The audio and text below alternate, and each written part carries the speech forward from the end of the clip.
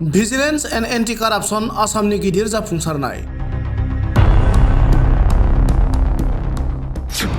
मैया हमजानाय एग्जिकिउटिव इन्जिनियार मनोज कुमार सैकियानि न' आरो सोरखारि थाग्रा न'निफ्राय लाख लाख रां हमनो हादों।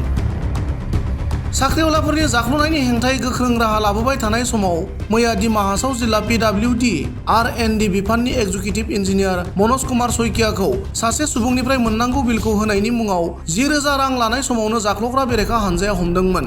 हमजानाय PWD R&D बिफाननि एग्जिकिउटिभ इन्जिनियार मनोज कुमार सैकियानि न' आरो सोरखारि न'निफ्राय जाख्ल'ग्रा बेरेखा हानजाया दिनै सिग्रोमनानै 45,53,385 रां हमनो हायो।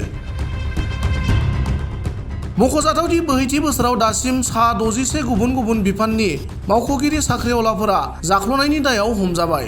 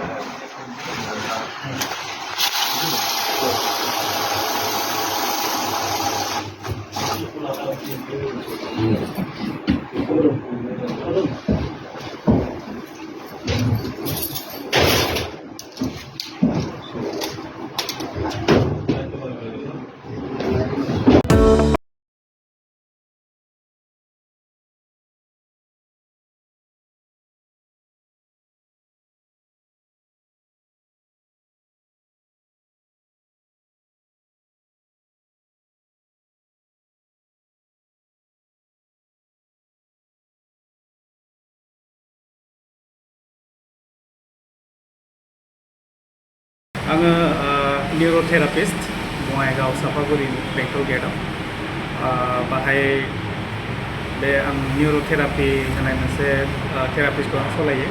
दासिमहालागै आङो 10 मास जाबाय बाहाय।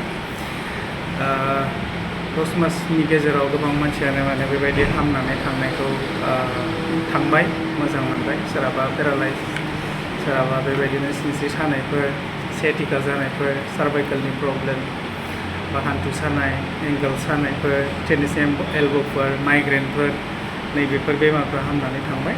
सिनस्रियाव सानाय जादों आरो बेनो आथिं फारसे थांनानै थाफ्लि खावसेयाव सागाबाय थायो आरो मैया नाजाफैदोंमोन नालाय दा एसे मोजां दं आरो दोनथ'ला माइनो फ्रि दा मोजां मोनबाय आरोना? आं सिनस्रि सानाय जादोंमोन फार्स्टआव, ओमफ्राय सिनस्रि सानाय जानानै थाबायनो हायि जादोंमोन। 1 सप्तायानो जाबायमोन। खामानि जादोंमोन, दा बेयाव फैनानै माने थाबायनो हाबाय। दा मोजां मोनबाय, आं मोजां थाबायनो हाबाय।